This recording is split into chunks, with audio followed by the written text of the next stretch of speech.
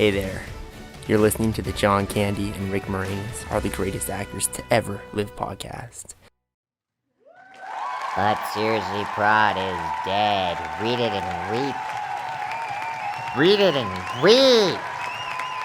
I like that I can see your screen and you're not getting the feed of mine. Very directional. It's going to be great sound. Loving what I'm seeing. Oh, great. You want to start us off today? Welcome, everybody, to John Candy and Rick Moranis Are the Greatest Actors to Ever Live podcast. Rick Moranis is not with us at this time, so it's John Candy and permanent guest Are the Greatest Actor to Ever Live podcast, where we review movies that we like and try to get you to consider them. Is that right? Yeah. We would like, the idea of the show is to bring in friends, family, fans, get them involved, get them in the motion pictures. Let's agree on what to disagree on with what's good in Hollywood anymore, because so much has changed since the 1950s when cinema started, and we're really getting a fresh taste and a fresh outlook having everybody on the show. So thanks for leading us off, Alex. Is that the mission statement? It's part, and the website's not up yet, guys, but we are actively working on it. Alex is going back to school. He's getting his degree in JavaScript to build a front end of our website development, and I'll do the back end stuff with SQL Server. And so, thank you, Alex, for being on the show. Permanent guest. And speaking of permanent guests, one of the permanent guests that we will not ever have back is Andrew. I know you guys, a lot of you viewers are a big fan of Andrew and what he's done for But Seriously Productions, for Mr. Epic Man, for The Men Who Do Nothing. But guys, he's long gone. He's out of the picture. As a matter of fact, it's pretty embarrassing where he is in life right now. And if you don't mind, I'd like to take a look at a clip. So go ahead and roll that. Jack, I know we ended things on bad terms, really awful, terrible terms, but you have to just take a step back and kind of realize and understand the scope or the impact of what you're doing and the effect it has on everyone. I know you're trying to spite me by doing your new show, and that's fine, but you just got to take a moment and realize your co-host that you're filming with hasn't even seen Flushed Away. And I'm hoping that maybe we could put some of our crap aside and come back together, because I'm your Roddy to your Rita, and I know you understand that. I know you're a movie head just like me, and I know you don't need an explanation. We all know those are the two main characters from Flushed Away. Your co-host doesn't. Your co-host sure doesn't know that. And I want to bury the hatchet, man. It's time. So it's pathetic to see him like this, but I can't say I'm upset, because for what he did to my family in the lawsuit, and we'll just keep it at that.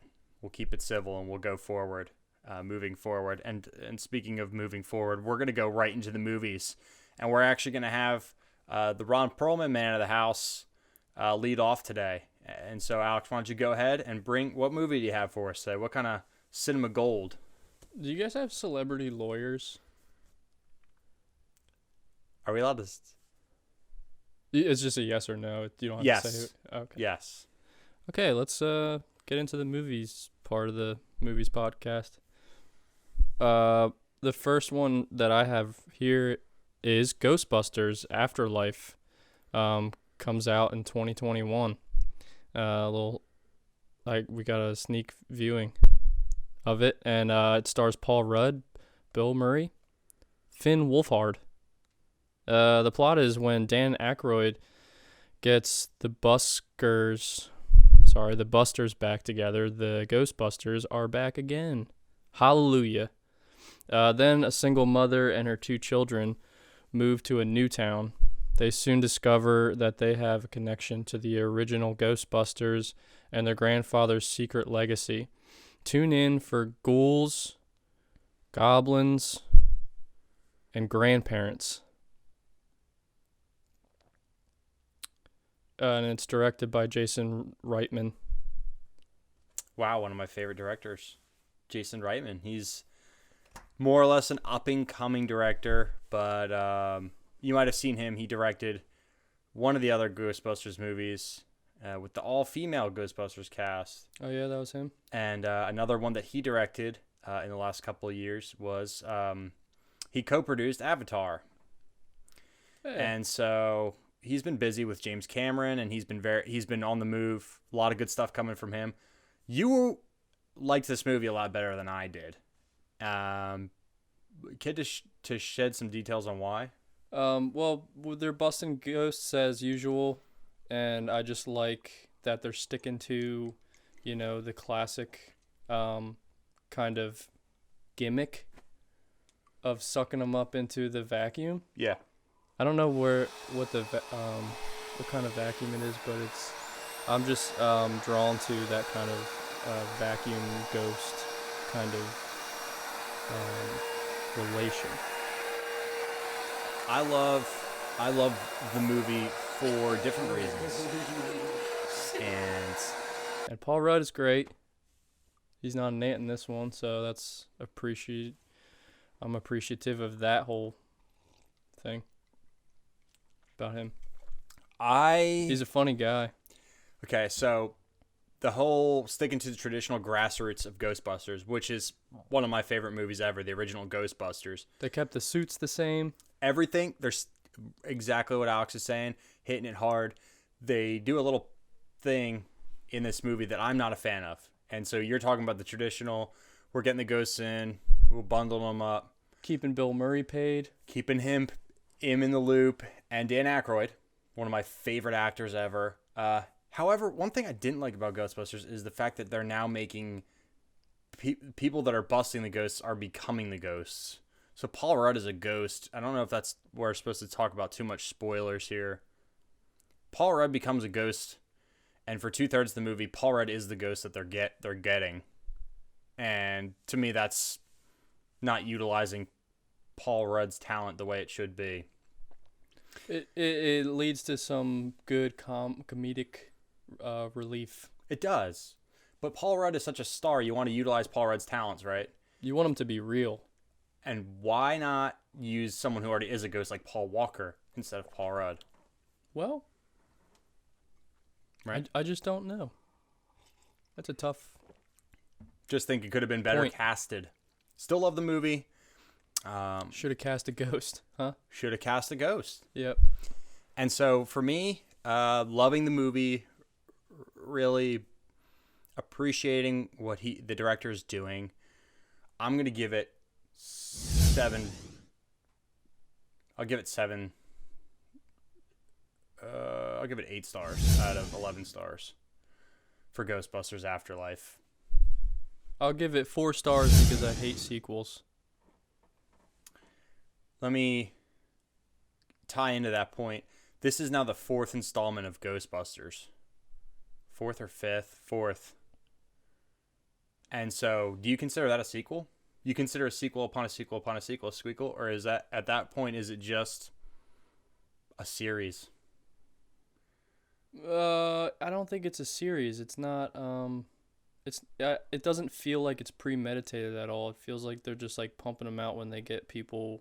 When they get, like, I don't know, someone has some idea about, like, what if we did another one of these? And I feel like that person should just be, like, they shouldn't get paid anymore. So, to your point, Ghostbusters 1 was written to be a standalone film. And I don't know how much you guys know about the history of Ghostbusters 1, but the part played by Rick Moranis was offered and turned down by John Candy. And the reason John Candy turned it down was because he wanted to improvise. And he made his own character up, and the character was great. I read some of the stuff that he wrote. But after they turned down his,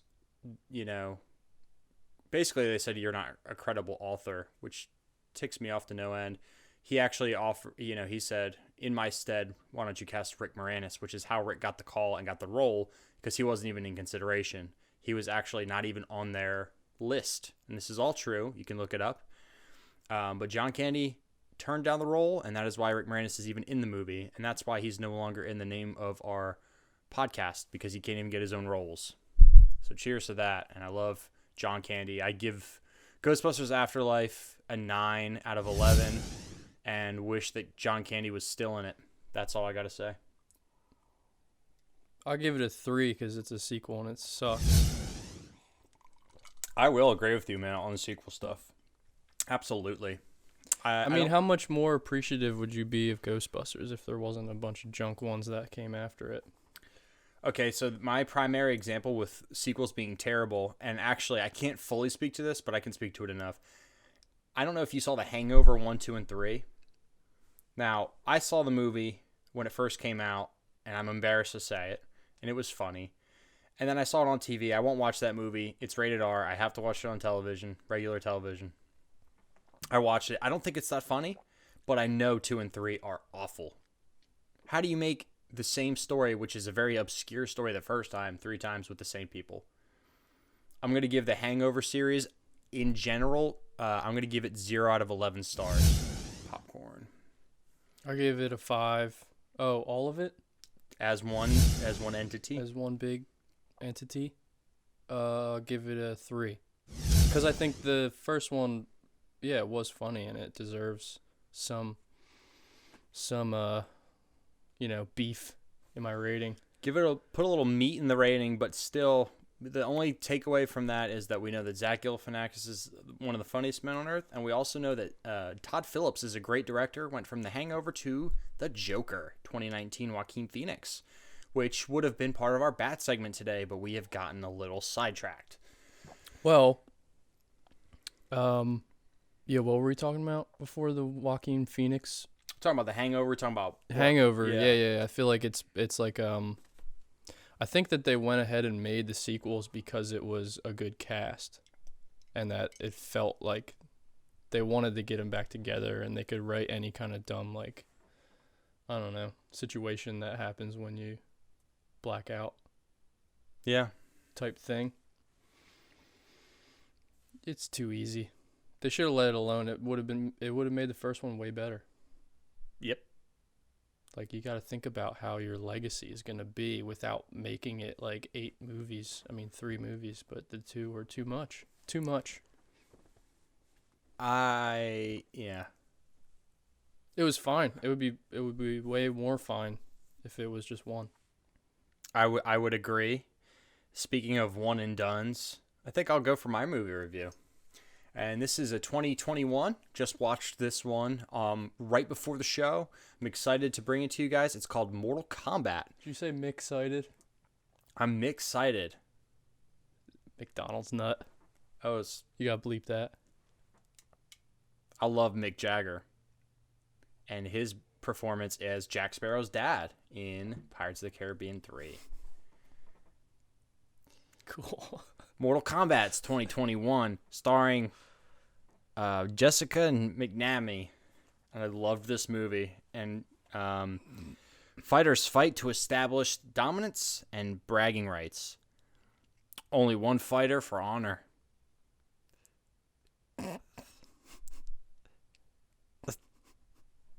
His kicks are high. And his punches are effective. Maybe it's enough to save the universe. To sum the universe. To save the universe. Directed by Simon Quoyd and Sam Raimi, who did Spider-Man 1, 2, and 3. Didn't know that. Mortal Kombat, starring Jessica McNamee, is do I reach for the Oscar? Do I hold up the Oscar for this one little game I'm playing? I don't think so. But the reason I would consider reaching for it is because this is a completely new genre of movie where you have action comedy, you have combat, romance. It's clean though, so it's rated R. And I said I won't watch a rated R movie, but I gave this one the exception because I looked it up on Plugged In and Focus on the Family. Guys, I'm telling you, there's no sex, there's no violence, just gore. I'm gonna give Mortal Kombat the patented 6 out of 11 stars. I love this movie. I think you should all see it. HBO Max, get that subscription and watch Zack Snyder's Justice League, and then watch Mortal Kombat with your family. Wow. What about you? I am somewhere in the 8 to 11 rating, I feel like, because it was so well choreographed. You know? They got some real professional guys in this one. So you go ahead and you're gonna get out there and see it for yourself to believe that these guys can act and dance. Fight. Well, fighting is like a dance. They say it's like the whole choreography. Well, aspect is don't talk. It's just they did a good job. You know. I was just I don't know how much you know about what goes on backstage with the choreographing. Nothing. Have you seen Pan? Hugh Jackman plays Hook. It's a family musical drama. It's about Peter Pan. Talking about Hook? No, I'm not. I'm talking about Pan. Hook is 1991 Dennis Hoffman, Robin Williams. I'm talking about Pan, which is Hugh Jackman. And the whole movie, you kind of get that vibe of, or you know that it's almost like a theater show. You have the cables on the guy's back where they're getting pulled into the air, almost like puppetry and wizardry. They use the same people from Pan on Mortal Kombat, the same choreographers. No kidding. Yeah, and that's why I thought, even though Mortal Kombat is based on a children's game, they did really well bringing in that more modern, dark feel for choreography in this movie. Incredible. Yeah, I loved the movie. So we're gonna actually cut away to our segment for Alex's homemade best shades in Hollywood. He's got a lot he's been stirring through, so we're gonna take a look at that. So let's play the clip.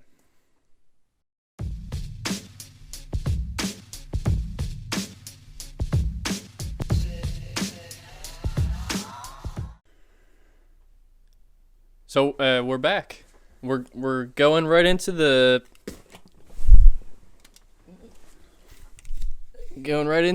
new segment that we did a couple weeks ago. You comfy? I'm loving this. I wish that we did a segment like this every week. Shades. So we just put on some shades. I've got my orange glitter frame. Now Alex has got the Aviators from 1963. Stanley Kubrick movie. Yeah, 5 years before the Beatles broke up. How about that? Wow. That is 5 years right before the Beatles broke up. So what are your favorite shades this week? We're talking greatest shades this week, about movies that have greatest shades in them, and we're the unofficial winner, because I have an official and I have an unofficial winners for this segment of greatest shades in cinema history. Unofficial winner is 1996, That Thing You Do, where Tom Everett Scott gets handed a pair of shades. He's playing Skitch. He's the drummer. He gets handed them from Tom Hanks, who's also the director, but he's in it. He plays Mr. White. He gives it to him. He's like, I forget. I don't know what the line is, but he tells him to wear the shades from now on.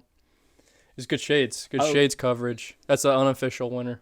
I love that we're doing a segment like this, because no one really, when they're watching a movie, they're like, I can't put a finger on it, but that guy's really cool for some reason. And you brought up Tom Hanks, and therefore I'm going to it. I'm going right to My Big Fat Greek Wedding, which Tom and Rita Hanks produced. I love this movie. It's hilarious.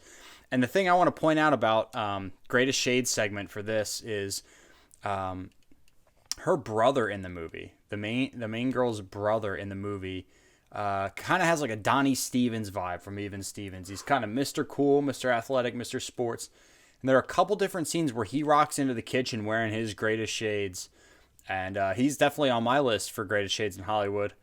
And I definitely know we've plugged My Big Fat Greek Wedding. We're going to plug it again. If you haven't seen this movie, definitely go. Amazon Prime has My Big Fat Greek Wedding. Tag on. Dude, that could be a segment in the future. Donnie Stevens syndrome. Right. I mean, what came straight to my mind was oh darn it, Adam Sandler. What is it where she wakes up and she can't remember who she is? 50 First Dates. 50 First Dates. Good grief. 50 First Dates with Sam Gaungy. Sam Gaungy is a hilarious character in that. Sean Astin. Yeah, Sean Astin. Great Stevens syndrome there. Great Donnie Stevens syndrome. Uh-huh. Here's something I want to pronounce to you guys is that two things about 50 First Dates. Number one being 50 First Dates is the first ever movie to get a Blu-ray edition. When they made Blu-ray discs, there was the HD TV and the Blu-ray competing and everything, and Blu-ray won out, and the first movie they put out was 50 First Dates. Wow. Another fun fact is I played football with Sean Astin, and he made fun of me, but we made a secret handshake, and those are all true stories on the set of Woodlawn, which was the 2014 classic starring the football stars, Sean Astin and John Voight. That's a very fun fact. Thank you, Jack. But to move on, we got to keep the shades on for this segment. It's not over. That's my favorite movie, by the way. Well, do I get a shades comment? Yeah. I worked hard. I actually did some research this week. This is Alex's segment, but I said we haven't unveiled the winner. Oh, well, I was gonna say, what about Morpheus, right?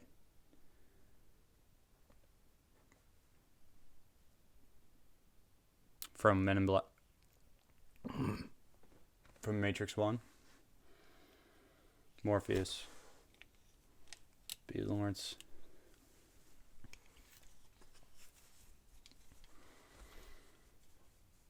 We got Morpheus in the running for Greatest Shades. You can finish the segment. Okay, here we go. To finish off Greatest Shades. Wait, hold on. To say something a little more about That Thing You Do. This is a movie I could watch over and over again. What is that, 96? 96. Tom Hanks. I wish I would have seen it when it first came out when I was 5. Well, if it came out, yeah. Could have been 4. Could have been 4 even. I could watch this movie anytime.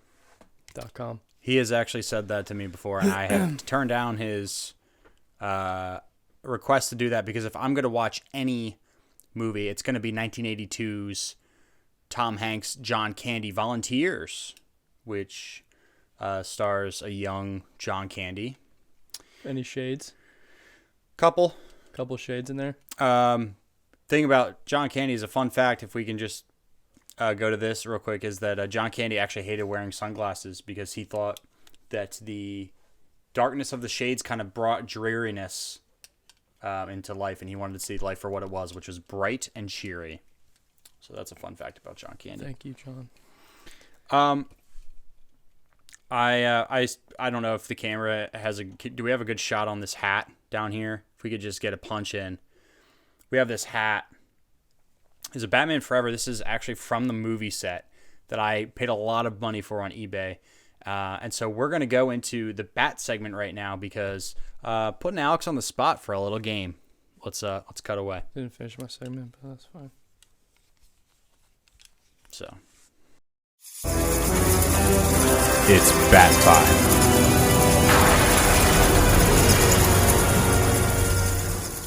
So for this week's Bat segment, Alex has no idea this is coming, but what I wanted to do, because I'm a Bat freak, I went ahead and watched Batman Forever, the 1995 Joel Schumacher directed film, and it's my favorite Batman film. It's my favorite film of all time, and I watched it, and we'll put up some photos of me with the picture proof watching a VHS tape.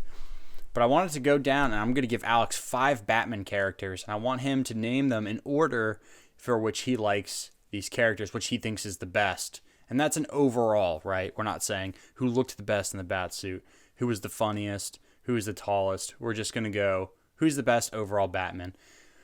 I'm going to give them to you in the order in which they were released. Is it all of them? It's wrong, excluding Adam West, the 1966 Batman. Michael Keaton, 1989. We're going to go Val Kilmer for the 95. Is that forever? Yep. Clooney for 97. Robin. Christian Bale for 2005 through 2012. And then finally, we have Batfleck. Ben Affleck. And I want you to order them from best to worst for who's the best Batman. Who's the thumb? Ben Affleck. I love Batfleck the best. Ben Affleck, number 1. Then forever, Val Kilmer. Correct. And how many more do I have? 3? Oh, I got this isn't my choice. So I have George and Christian and who's my last one? Michael Keaton. Keaton. Oh. Okay. Keaton, George, Bale. Wow. All dead last. Yep. Everybody's favorite Batman. It's a great movie, but he's terrible, and I wish he wasn't in it. Oh, wow. He sucks. George Clooney was higher than Christian Bale. I agree with all of it. I want to conclude the Bat segment. I like Christian Bale in other movies way better. Christian Bale. Yeah, I really like his Batman movies, but I don't like him in them. I agree. Christian Bale is one of the best actors I've ever seen. However, he's not Batman. Not They even should have close. gotten Anna Faris to play Batman, and it would have been better. Can we do the next? Okay. Before we move to our next classic movies, which I am so excited for our classic movies this week, we actually have been getting a ton of feedback. Alex and I both brainstorming with the fans, trying to get some ideas for what you guys want to hear. We got a comment here, and we'll show it at the bottom of the screen or somewhere on the screen. I don't do that. You guys do that. You get paid very well to do that. So in post-production, just put a little box. But a comment, just screenshot it. And the comment was basically asking, what are some of the most overrated movies we've ever seen? And then after that, if we could go ahead and answer, hey, what movies are most rewatchable? So I'll kick off most overrated. I can absolutely speak to this. And I'm going to go ahead and say it. I think My Big Fat Greek Wedding is extremely overrated. Hate that movie. I didn't laugh very much. Everyone told me it was hilarious. It was fine. It was a fine movie. Tula, the main girl, was a good actress. She played the part well. The guy that played Ian Miller did a phenomenal job. Mm-hmm. Great job. However, very average at best. Mm-hmm. I'm going to go ahead and give the movie 8 out of 11 stars. That's fair. I would echo that rating for sure. Can you think of any more or less most overrated movies you've seen?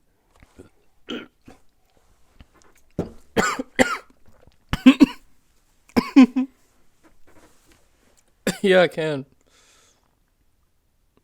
I'm gonna go with Air Bud. Overrated. Never want to see it again. Never want to see another trailer for it again. Don't know how many sequels there are, but it's terrible. Terrible animal acting. All the humans are good though. I like the rest of it. You just cut Air Bud out of it. There's like 2 different dogs that play him. If you're blonde and beautiful, they just throw you in there. I could tell. Not fooling me. I kind of Was that 93? I think it was 92 or 93. Yeah, we were young, man, when that came out. Yeah, and I could tell then. Anyway, Sports movies stink. I hate sports movies. I'd rather watch a real game. Thank you. But what I'm saying is, you sparked a thought with animal movies and bad animal actors. And the most overrated movie series I've ever seen in my life is The Land Before Time. I hate those movies. I hate Littlefoot. I hate Bigfoot. I hate Steggy.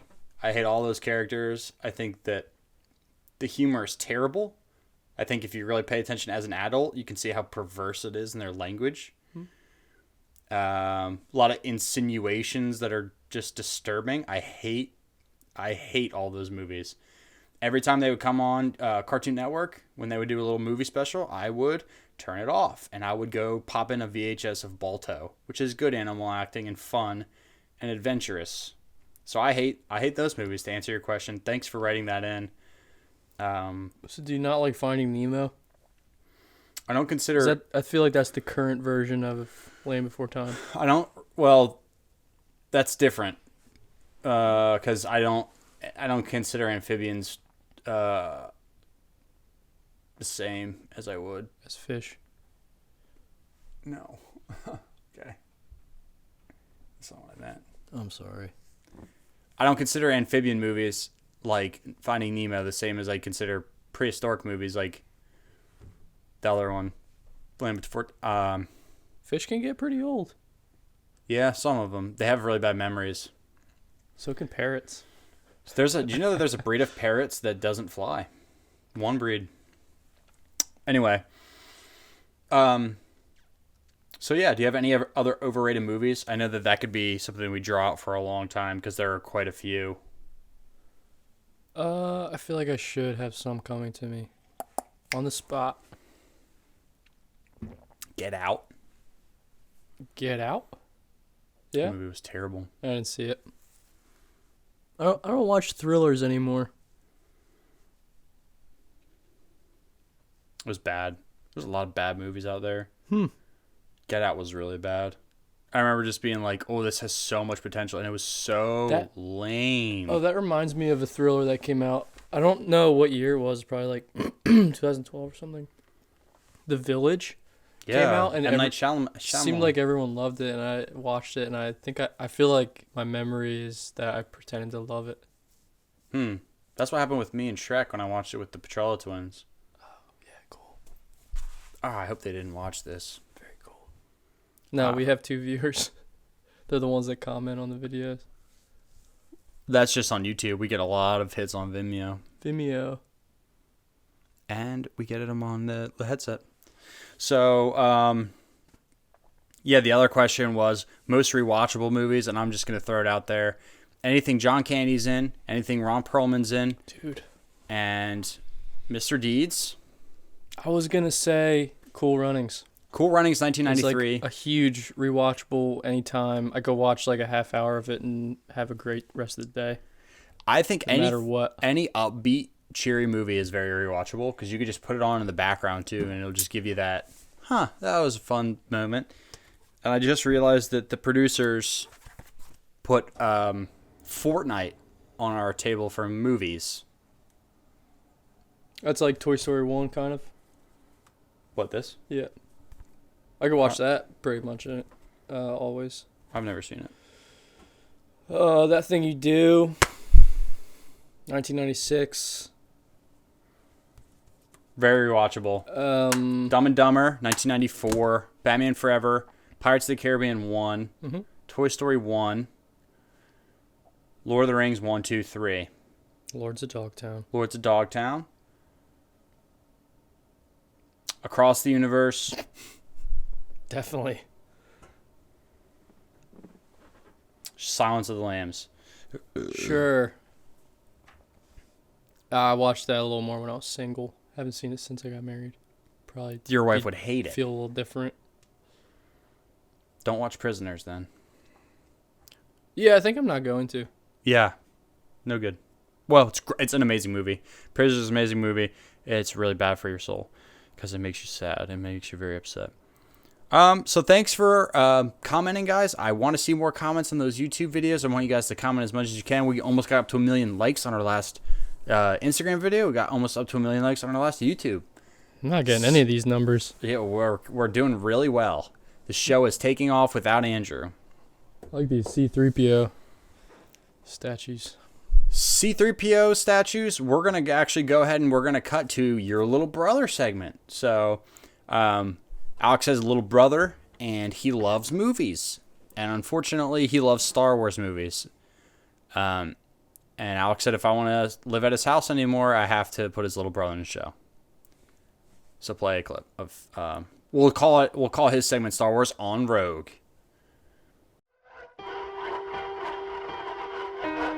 Star Wars on Rogue.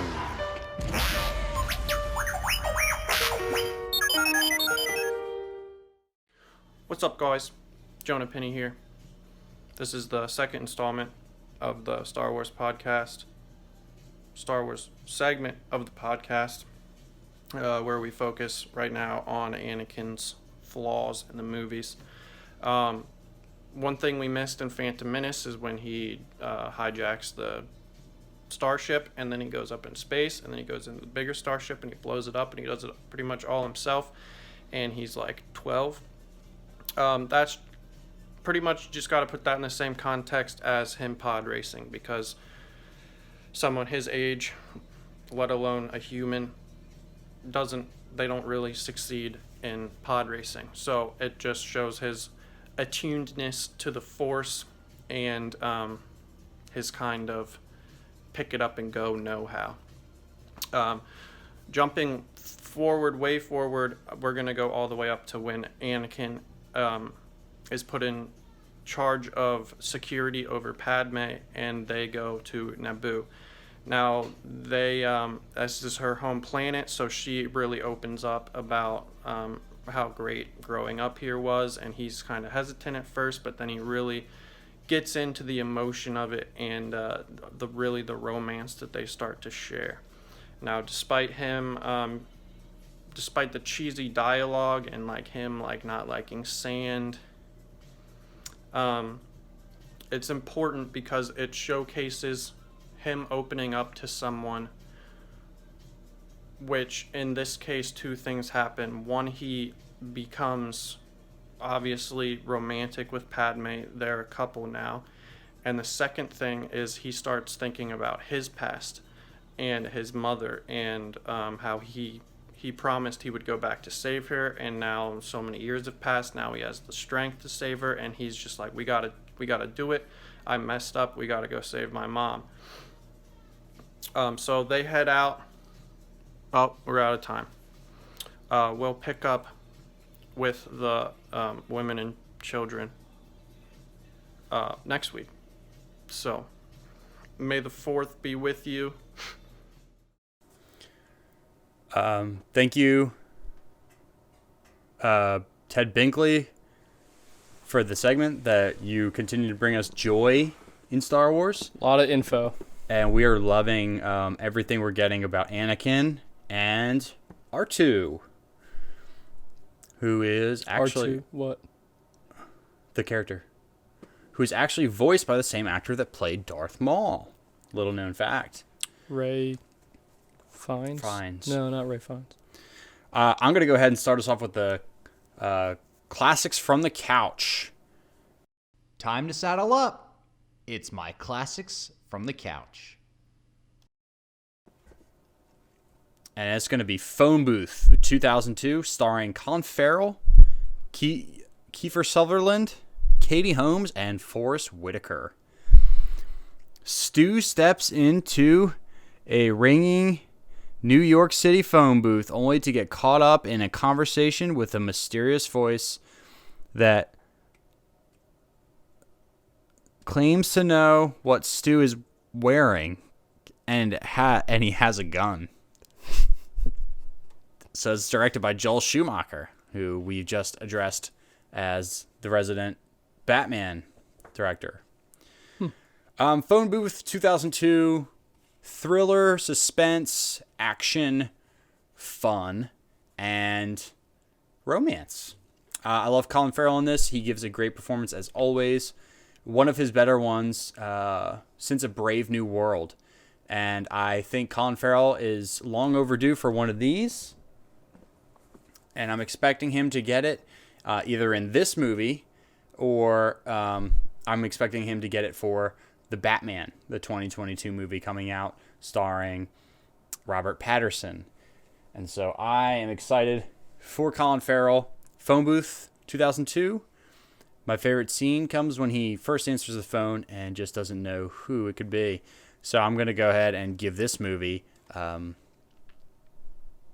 I'm going to give it 11. It's a good rating. Out of 11 stars. It was pretty good. It was all right. I give it 11. I really like this movie. I watched it definitely a few years after it came out, so it'd probably be like 2006 or 7. Okay. Be like 16 or 17 years old. Sure. 18 or 19 maybe. Yeah, I mean the whole like the 90%, probably 95% of the movie is in the phone booth, and that's something you don't see in a lot, like in most of the movies that you watched, is the whole thing in a phone booth. So that whole thing is cool. But no, but seriously, it's all in the phone booth and it's still good. Yeah. Which is crazy. Well, they did that. It's good. They did really that good. with the Ryan Reynolds movie. Buried. Yeah, Buried. I didn't like that one as much, I don't think. I think that they still carried that one through pretty decently. It was still interesting enough to where you're like, wow. I think that one was stricter to it is. the shot, Mm-hmm. where phone booth strays just enough to... Because you cut to you have to cut to the police and to the... Forrest Whitaker. Certain guys are just going to have to maintain that. Who he kind of looks like he's not sure what he's looking at. Right. Most of the time. Right. And that's what makes the movie a little bit more of a draw, is good casting. There's something else to think about. Like, what is he? Or is it, kind of like a point of view question. Like, where am I going? I would rate this one probably... I'm between 10 and 11, but Right. I'd probably just go with the latter. 11. Yeah, so we both agree it's pretty good. I would go with 11 out of 11 stars for Phone Booth 2002 or 2. 2002 is what 2002. Yeah. Very into Phone Booth. Love Kiefer as mostly voice acting. Keep him behind the mic and not in front of the camera. His best days were behind him after he did 1994's Three Musketeers with Chris O'Donnell. Everything was downhill after that. I'd agree with that. I'd rather look at his dad. Yeah, Donald, right? Old Donald. So we're thinking, okay, we're now transitioned to 2001's Italian Job, right? Can't argue with it. Can't argue with it. So what do you have here? You got a movie for us, don't you? Yeah, sure. Probably have another one. Look at that. We got another movie review for reviewing purposes, and it's 2010's Kick. 2010's Kick. And this is rated R, actually. It's an hour and 57 minutes long, directed by Matthew Vaux, starring Aaron Taylor Johnson, Nick Cage, Chloe Grace Moritz. And here we go. Dave is an unnoticed high school student and comic book fan. Do you think he is kick-ass? Or could maybe even kick somebody's ass? And it's rated R. Here's a disclaimer that there is no sexual immorality in this movie, and it received an R rating for drugs, violence, blood, and also gore. So that's... Is this Aaron Taylor Johnson's breakout role, you think? Yeah, I actually don't think I know of a single movie. 2010. I don't think I know a single movie he did before that. And after that, actually, he didn't start getting that jump until he did the silly Avengers movie. But people don't really remember that Aaron Taylor Johnson did a movie with John Cena called The Wall. The Wall. Which is a military film. And it's a very interesting movie, but it starts to show his You have a year for that? range, I would guess The Wall is probably 2013. I don't off the top of my head. I'll have to seen go it. watch that because 3 years after I'm curious what I don't know how he does and what he looks like, but I don't know. I watched Nocturnal Animals 2 weeks ago. Yeah. That was crazy. Heavy. I had told you about that one for a while. Mm-hmm. It was Probably rated R. oh yeah, the opening scene, that'll scar you. Oh, I skipped through that because you told me to. Oh no. You told me who was. I skipped that part and Kick cool though. He looks way younger. I don't know if he is. I guess he is. He's very young. Very younger. So what do you rate Kick Butt? I'm gonna call oh it boy. that. I'm gonna stick with calling it Kick Butt. Oh. What's I would rate it a. Is that the I official thought title? it was. Is what Kick Butt? Kick That's wrong. Kick? I think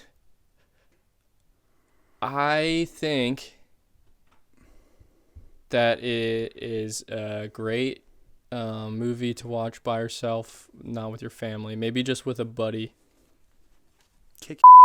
It moves along quickly, action packed, funny. There is a sequel which I should dock at a 0.4. So I'll give it a 9 out of 11. But I very much enjoy watching Kick-Ass. I was wondering if that was the official title because I had never really heard of it, but I have seen it. And the thing about this one is Matthew Vaughn is a very talented director, known for getting the best performances out of his actors. And Aaron Taylor Johnson and Chloe Grace Moretz are both very young in this movie. Chloe Grace was about 10 when she shot this.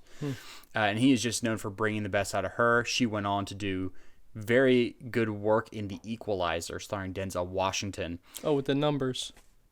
Yeah. Mm-hmm. Denzel Washington, a math professor, trying to get things to equal each other the whole entire movie. And she is a student. And it's a very good movie. And it's rated PG, too, which is very nice to have one of those here and there.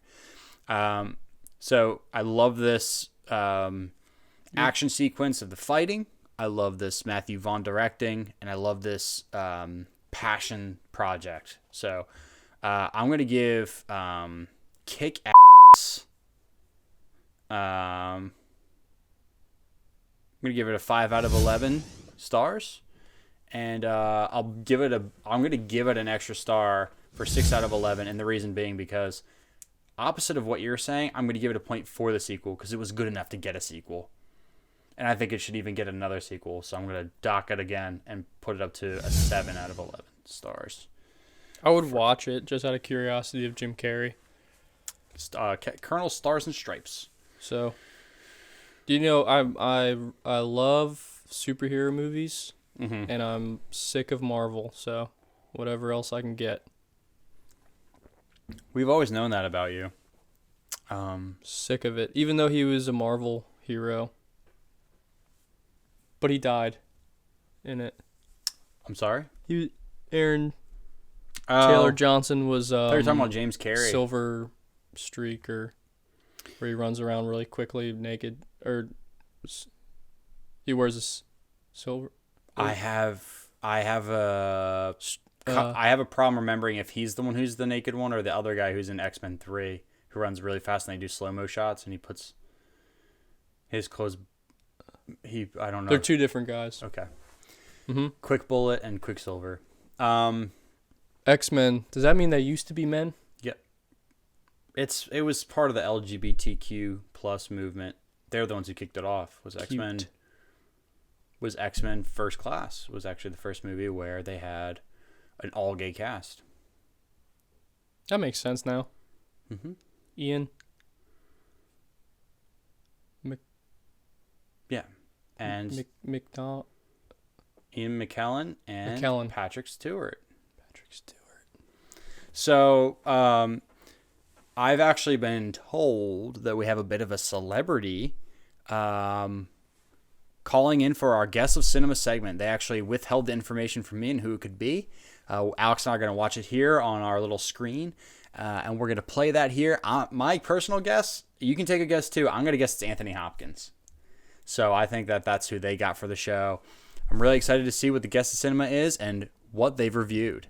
So without further ado, Guest of Cinema.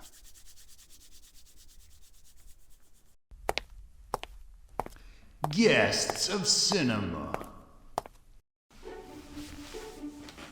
Hey guys, remember me? I want to graciously thank the John and Rick Moranis podcast for having me back this week. The producers called me up, said the show is struggling, the viewership was slipping, so they need a little bit of help from me. I graciously accepted. I've had a giant podcast-sized hole in my heart, and this fills it just in the nick of time, just what the doctor ordered. So they tell me we're doing movie pick of the week, so let's, without further ado, Thunder Force is my pick. It's a great, fun family film with action and love. It's not your typical superhero flick. It's better. It's a fresh new take. It's two very ordinary women, Octavia Spencer and Melissa McCarthy, and they get injected with some medicine and then become superheroes. And they're not your average superheroes though, so that's what makes it great. Jason Bateman is also featured as Crabman, so his performance was astounding, and it's my Oscar pick, if I'm being honest with you. So this is also Octavia Spencer's first superhero role, so that's great. So 13 out Roll the credits. 13 out of bags of popcorn, and go check it out for limited viewing time on Netflix.